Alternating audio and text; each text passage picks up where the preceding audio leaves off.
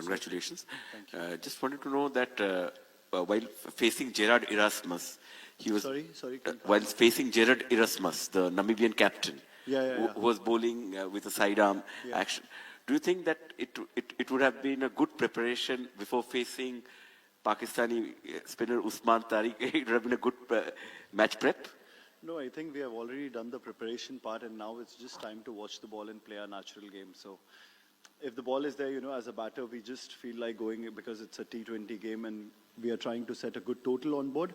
But we do have to believe in our strength as well. There's nothing like you have to prepare.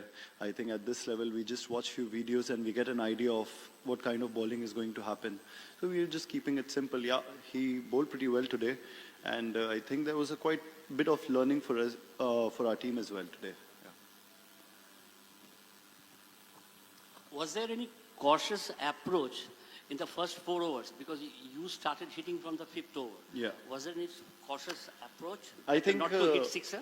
I think before we thought it's going to be a pretty flat wicket, but when we started batting, ball was holding a bit, and we just felt it's not that easy to go for sixes and boundaries.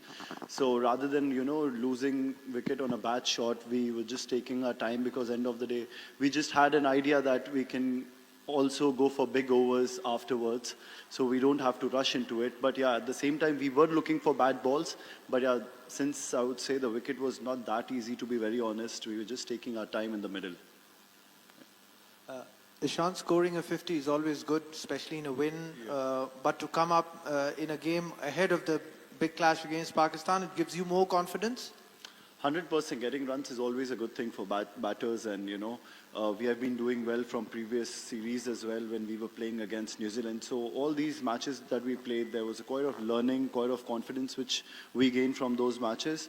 But Pakistan clash, obviously it would be a special one for everyone. So we're not just thinking so much about the future game, but yeah, once we get there, we look at the wicket and we'll have an idea of what sort of match is going to happen and what will be a good total, and we'll just play accordingly.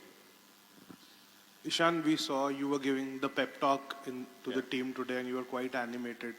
Are you back to the kind of headspace you were when things went down south for you? You're much mature now, but mentally, are you the freed up version which you were, and how much playing so much consistent cricket for Jharkhand played a role in that? Just talk us through that. No, I think I'm a changed man now, to be very honest. I don't get into it too much, but yeah, I do enjoy jokes and everything. I do it, but earlier I used to do it 24/7, but now it's just 2-3 hours of it. So yeah, I'm just focusing more on batting and my wicket keeping, which is going to help the team and which is going to help me.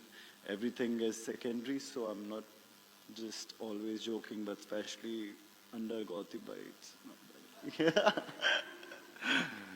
Ishan, just like on Erasmus, when a spinner is trying different things, whether bowling with a slingy arm or from behind the crease, does it put you off at all as a batter, or how much does it mess with the bat swing in a format like T20? Yeah, it might play in your head for a couple of balls, but I think at this level you need to have trust on your own strength as well.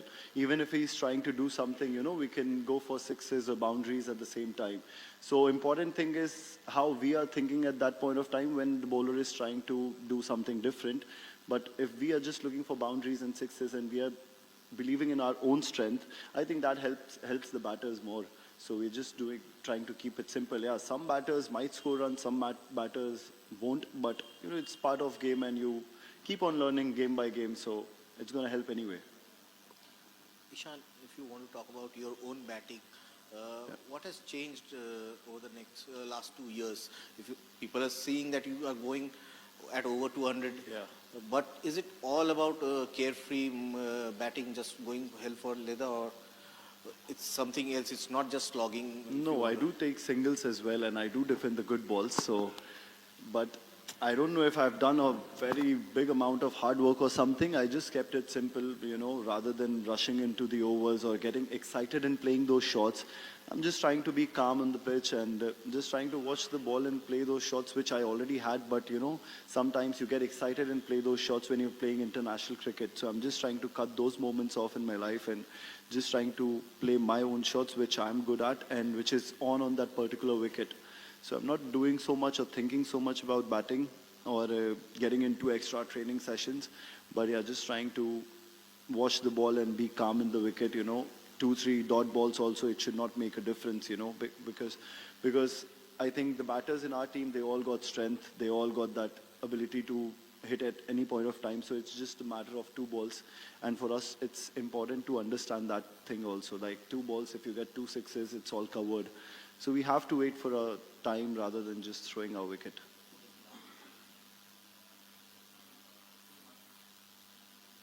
Two matches, 2 victories, 3 different kinds of half centuries, but also 3 collapses in 2 innings at various stages. How do you assess how the team is batted in these 2 games?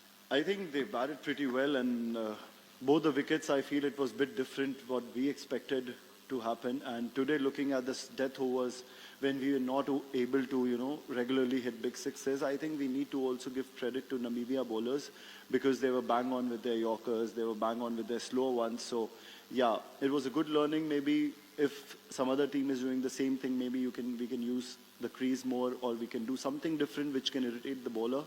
So yeah, it was a good learning in this game, and especially I think it was not about our batters not able to hit sixes, but it was more of them bowling very well in the death overs. Ishan, you said earlier that you were not swinging the bat every ball in the power play, which is true. But at the same time, India scored 85 odd, which is their 3rd highest ever in power play. And clearly the power play scores are very integral to this kind of a tournament, where you see that later on in the middle overs, there's a collapse, the power play scores offset. Do you agree that setting that tone is not just the important thing, but also kind of getting to a very commandable target is important in that? Yeah, I mean, we all are in good touch, and we are all looking to, use the power play as much as we can, and we are selecting the bowlers. It's not like, especially like when first over, if you see, what was Trumpelman?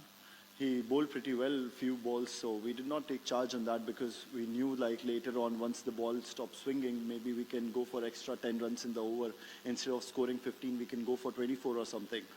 So that was the plan, and I think game by game, situations will be different.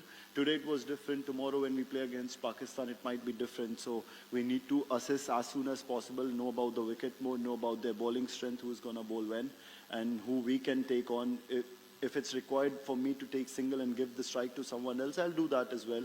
So it's important to, be aware of the game situation. And, I feel if you get a good start in power play, you should always try and, maybe one batter can always go for sixes at any point of time. But I think top 3, one batter is supposed to bat. To know that while facing Gerard Erasmus, he was Sorry. while facing Gerard Erasmus, the Namibian captain, who was bowling with a sidearm action. Do you think that it would have been a good preparation before facing Pakistani spinner Usman Tariq? It would have been a good match prep? No, I think we have already done the preparation part, and now it's just time to watch the ball and play our natural game. So if the ball is there, as a batter, we just feel like going, because it's a T20 game and we are trying to set a good total on board. But we do have to believe in our strength as well. There's nothing like you have to prepare. I think at this level, we just watch few videos and we get an idea of what kind of bowling is going to happen. So we're just keeping it simple. Yeah, he bowled pretty well today. And I think there was a quite bit of learning for us, for our team as well today. Yeah. Was there any cautious approach in the first 4 overs? Because you started hitting from the 5th over. Yeah. Was there any cautious approach? I think not to hit sixer? I think before we thought it's going to be a pretty flat wicket, but when we started batting, ball was holding a bit, and we just felt it's not that easy to go for sixes and boundaries. So rather than losing wicket on a bad shot, we were just taking our time, because end of the day, we just had an idea that we can also go for big overs afterwards, so we don't have to rush into it. But yeah, at the same time, we were looking for bad balls. But yeah, since I would say the wicket was not that easy, to be very honest, we were just taking our time in the middle. Ishan, scoring a 50 is always good, especially in a win. But to come up in a game ahead of the big clash against Pakistan, it gives you more confidence? 100% getting runs is always a good thing for batters, and we have been doing well from previous series as well when we were playing against New Zealand. So all these matches that we played, there was quite of learning, quite of confidence which we gained from those matches. But Pakistan clash, obviously it would be a special one for everyone. So we're not just thinking so much about the future game, but yeah, once we get there, we look at the wicket and we'll have an idea of what sort of match is going to happen and what will be a good total, and we'll just play accordingly. Ishan, we saw you were giving the pep talk to the team today and you were quite animated. Are you back to the kind of headspace you were when things went down south for you? You're much mature now, but mentally are you the freed up version which you were, and how much playing so much consistent cricket for Jharkhand played a role in that? Just talk us through that. No, I think I'm a changed man now, to be very honest. I don't get into it too much, but yeah, I do enjoy jokes and everything. I do it, but earlier I used to do it 24/7, but now it's just 2-3 hours of it. So yeah, I'm just focusing more on batting and my wicket keeping, which is going to help the team and which is going to help me. Everything is secondary, so I'm not just always joking, but especially under Gauti bites. Ishan, just like on Erasmus, when a spinner is trying different things, whether bowling with a slingy arm or from behind the crease, does it put you off at all as a batter, or how much does it mess with the bat swing in a format like T20? Yeah, it might play in your head for a couple of balls, but I think at this level you need to have trust on your own strength as well. Even if he's trying to do something, we can go for sixes or boundaries at the same time. So important thing is how we are thinking at that point of time when the bowler is trying to do something different. But if we are just looking for boundaries and sixes and we are believing in our own strength, I think that helps the batters more. So we're just trying to keep it simple. Yeah, some batters might score runs, some batters won't, but it's part of game and you keep on learning game by game, so it's going to help anyway. Ishan, if you want to talk about your own batting, what has changed over the last 2 years? People are seeing that you are going at over 200. Yeah. But is it all about carefree batting, just going hell for leather, or it's something else? It's not just slogging? No, I do take singles as well, and I do defend the good balls. So, but I don't know if I've done a very big amount of hard work or something. I just kept it simple, rather than rushing into the overs or getting excited and playing those shots. I'm just trying to be calm on the pitch and just trying to watch the ball and play those shots which I already had. But, sometimes you get excited and play those shots when you're playing international cricket. So I'm just trying to cut those moments off in my life and just trying to play my own shots, which I'm good at and which is on that particular wicket. So I'm not doing so much or thinking so much about batting or getting into extra training sessions. But yeah, just trying to watch the ball and be calm in the wicket, 2-3 dot balls also, it should not make a difference, because I think the batters in our team, they all got strength. They all got that ability to hit at any point of time. So it's just a matter of 2 balls. And for us, it's important to understand that thing also. Like 2 balls, if you get 2 sixes, it's all covered. So we have to wait for a time rather than just throwing our wicket.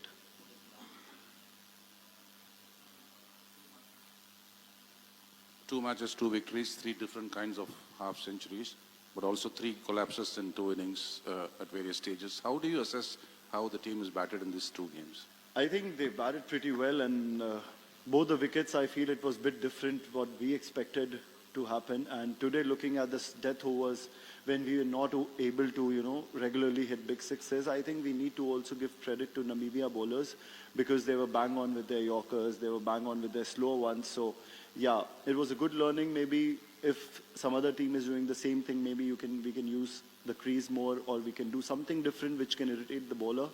So yeah, it was a good learning in this game, and especially I think it was not about our batters not able to hit sixes, but it was more of them bowling very well in the death overs.